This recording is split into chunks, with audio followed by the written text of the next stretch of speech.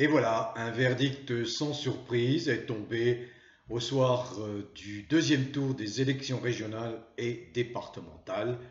Deux tiers des Français ne s'intéressent plus du tout à la politique. Ils l'ont manifesté par une très forte abstention, abstention qui confirme l'abstention du premier tour, qui confirme l'abstention très forte qui avait été constatée aux élections législatives de 2017. Alors bien évidemment, les marionnettes du PAF, paysage audiovisuel français, dominé par les merdias, merdias aux mains des ultra-riches, des oligarques, des plutocrates, qui sont les soutiens indéfectibles de Macron. Donc ces marionnettes font comme si il ne s'était rien passé. Donc ils s'agitent pour à peine 20% de gens qui se sentent encore motivés par les gesticulations politiciennes des uns et des autres.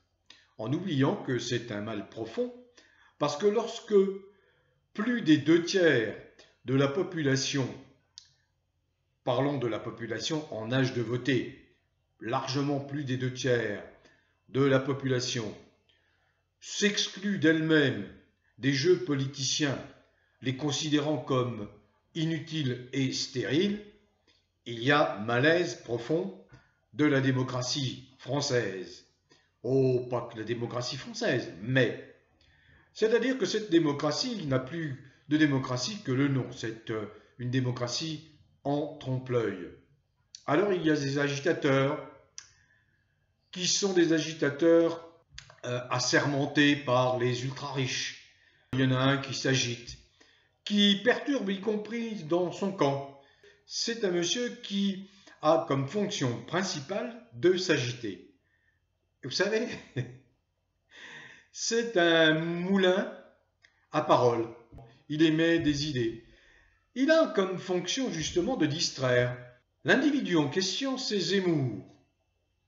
Alors comme il a l'aval, le soutien, l'onction des gens qu'il emploie, parce qu'il distrait surtout les gens qui ont encore envie de regarder ce personnage, il les distrait, c'est-à-dire qu'en fait, il les empêche d'élargir leur angle de vue.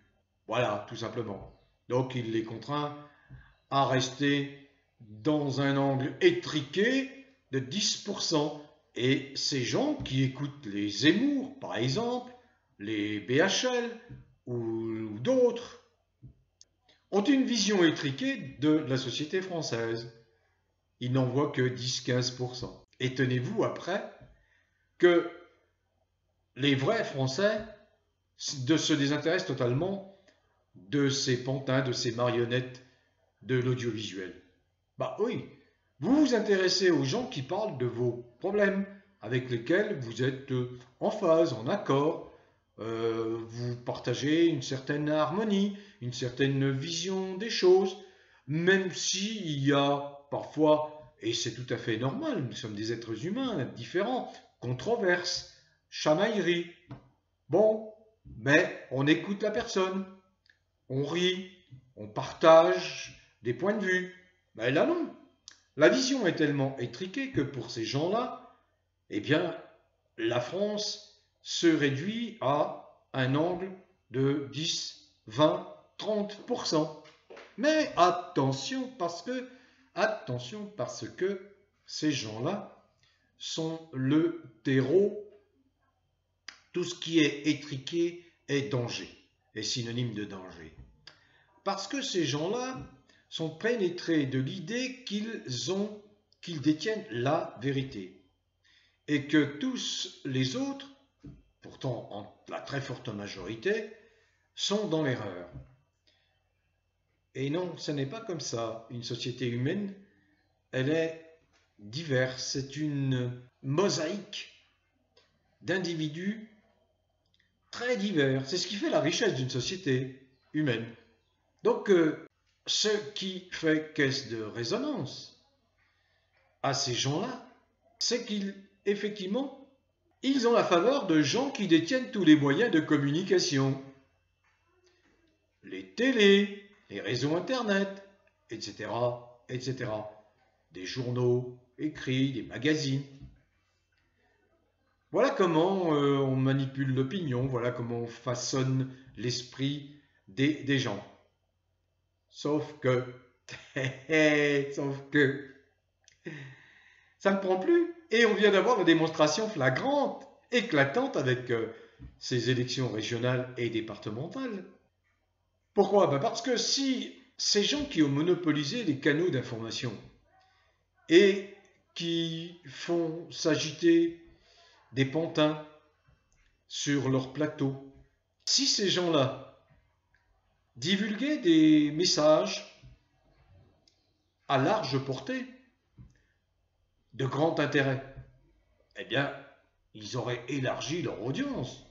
Et nous aurions aujourd'hui, non pas 70% d'abstention, mais l'inverse, une petite abstention de 30%.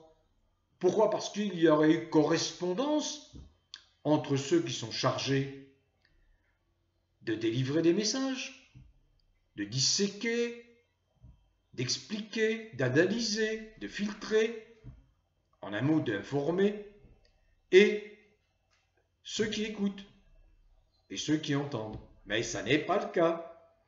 Ça n'est pas le cas. Donc nous sommes bien partis pour un bouleversement majeur en France. Ce bouleversement majeur qui n'a pas pu prendre la forme d'un soulèvement populaire à travers l'exemplaire mouvement des Gilets jaunes, qui est loin d'être mort. Certains se font des illusions, n'est-ce pas, Monsieur Macron? Il se fait beaucoup d'illusions parce que les Gilets jaunes demeurent l'épine dans le pied de Macron. Hein. C'est ce qui a pourri son septennat. Donc, ben voilà, les bouleversements qui n'ont pas eu lieu par un soulèvement de nature à renverser le pouvoir en place, le pouvoir illégitime, illégal, détenu par un usurpateur, ben ce bouleversement, c'est un bouleversement de la France, un bouleversement qui est mené par une France silencieuse. Vous savez, ça contredit ce dicton qui dit « qui ne dit mot consent ». Bien non. Là, on a la démonstration éclatante que qui ne dit mot ne consent pas. Les Français ferment leur gueule, mais n'en pensent pas moins. Les Français, les vrais Français, attendent le moment opportun. Les Français, voyant qu'ils ont affaire à un fou qui les blesse, qui les tue, qui les matraque, qui les contraint, qui les intimide, qui les arrête, qui les réprime, bah, les Français ne sont pas suicidaires, ils ne sont pas masochistes. Donc, ils utilisent aussi les institutions. Les institutions, c'est quoi? C'est la permission à un personnage que l'on élit président de la République de faire quasiment ce qu'il veut pendant 5 ans. Sauf que si ce qu'il fait déplaît, on le vire. Bon, certains ont la lucidité et la grandeur de partir avant d'être virés. C'est ce qu'a fait le général de Gaulle en fin de règne. Mais là, on a affaire à des petites frappes. Macron, c'est un déviant, une petite frappe, qui est prisonnier de ses pulsions de déviant. Donc, il est incapable de mener une action cohérente et surtout, il est dénué totalement d'humanité et d'altruisme. Alors, il ne pouvait pas concevoir une politique qui allait satisfaire le peuple français dans sa grande majorité. Il est là pour servir les copains riches qui lui ont permis, à coups de millions, d'atteindre le sommet. Et voilà, sauf que il a un bilan qui est connu, il a une attitude méprisante, insultante vis-à-vis des Français qui est bien connue, et donc les Français qui ne sont pas masos, pas suicidaires, qui connaissent le personnage, la violence du personnage,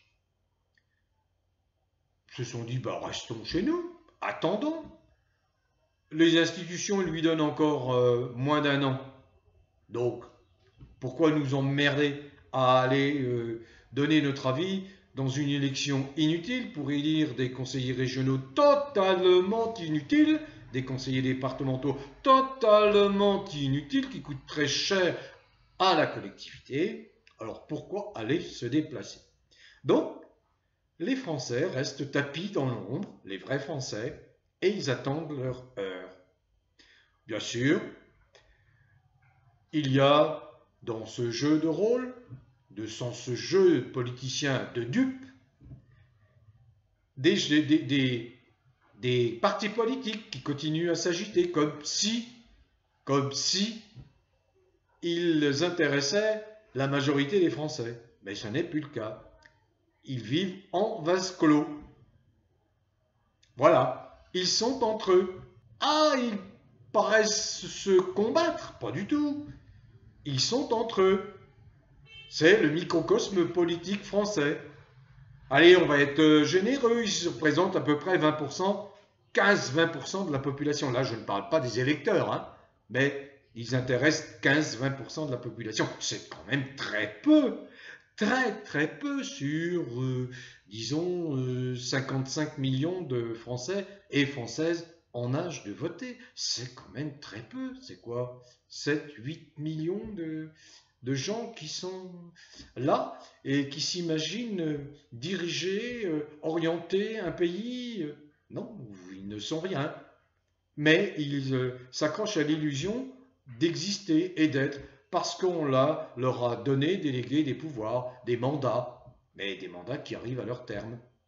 Alors quelle légitimité peuvent avoir des gens, c'est déjà le cas pour les députés, pour une grande partie des députés qui siègent à l'Assemblée nationale, qui ont été élus pour certains, dans certaines circonscriptions, avec une abstention très forte, 80%, qui tutoie les 80%. Quelle légitimité un député peut-il avoir s'il est élu dans ces conditions, c'est-à-dire élu seulement par 20% des électeurs inscrits, c'est-à-dire, quand on considère les personnes en âge de voter, on va dire entre 10 et 15%. C'est-à-dire qu'ils ne sont représentatifs qu'à hauteur de 10-15% de la population en âge de voter dans leur circonscription. Quelle légitimité! Ce sont des ultra-minoritaires. Alors, c'est la même considération que l'on peut faire, le même constat que l'on fait avec ces conseillers régionaux, conseillers départementaux, qui ne disposent d'aucune légitimité parce que le taux d'abstention est beaucoup trop fort. L'idée du quorum est une bonne idée, c'est-à-dire de considérer que s'il n'y a pas une participation d'au moins 60-70%, eh bien on annule et on recommence. Et on tient compte également des personnes en âge de voter qui ne se déplacent pas. On tient compte de tout le monde. Bref. Donc voilà, c'était une élection dont on a mesuré l'échec, qui nous permet de mesurer l'échec de ces institutions, mais qui a une grande utilité. C'est qu'elle révèle, dans un décor bien connu, elle révèle, c'est un acte politique cette abstention, elle révèle qu'il est urgentissime de tout changer. Alors, qui changera tout en France? Qui sera en mesure de réduire la fracture profonde qui divise les Français, la société française? Là est la question. Mais il est absolument évident que nous avons assisté à un soulèvement silencieux, et pas des moindres, car il s'agit là de plus des 2 tiers d'une population qui dit de façon évidente, éclatante, sans même prononcer un mot, sans même se déplacer, que ça suffit. Bien sûr, les partis politiques en vue, ceux que nous avons coutume de voir à travers leurs chefs de file, leurs hommes de premier plan, font comme si de rien n'était, comme si ne s'était rien passé. Sauf que ces gens-là sont dans un huis clos. Je parle du monde politique. Ils sont dans un huis clos. Ils sont entre eux et ils n'ont pas conscience, même si certains affirment le contraire, qu'ils ne sont plus entendus par ceux dont ils cherchent les voix, les bulletins de vote. C'est plus qu'un hiatus, c'est une fracture énorme entre des gens qui s'imaginent être en situation, en capacité de représenter la France, les Français, et les Français eux-mêmes, en tout cas les vrais Français. Ce qui me réjouit, c'est le peu d'influence, on le voit bien, le peu d'influence finalement des médias, des merdias qui ont pourtant le monopole, qui ont l'argent pour cela, le peu d'influence réelle sur les Français. Ça me fait penser au référendum sur le traité européen en 2005, le 29 mai 2005. Il y avait eu un battage médiatique, politique, en faveur du oui, invraisemblable. Invraisemblable. Et qu'est-ce qui s'est produit? Eh bien la même chose qu'aujourd'hui. Ce qui doit vous rendre totalement optimiste. Le soir du 29 mai, le traité constitutionnel européen, rédigé par Giscard d'Estaing, a été rejeté à par près de 55% des Français. Et bien là, c'est un peu une forme de référendum qui ne dit pas son nom, mais référendum où 70% disent non à ce système politique, non aux mensonges, non aux usurpateurs. N'en déplaise à certains hommes politiques de premier plan, à certains analystes politiques patentés, c'est un acte politique majeur. C'est là où l'abstention prend tout son sens. Et l'abstention est très utile dans cette circonstance. C'est le seul et unique moyen qui reste à des citoyens de faire comprendre leur mécontentement. Alors soit on les entend, soit on ne les entend pas. Si on les entend, il y aura changement dans le calme. S'ils ne sont pas entendus, eh bien, il y aura soulèvement, révolution, bouleversement, avec le risque de violence. Voilà, bon vent à tous les vrais Français, quelles que soient vos origines, quelle que soit la couleur de votre peau, quelle que soit vos croyances religieuses, philosophiques ou spirituelles, quelles que soient vos convictions politiques, dès lors que vous êtes un être humain ouvert d'esprit et tolérant. Continuez à cultiver le bien-être qui est gage de bonne santé, où que vous soyez, en France métropolitaine, en Navarre, dans les merveilleux pays, territoires et départements d'outre-mer et à l'étranger. Bon vent à tous!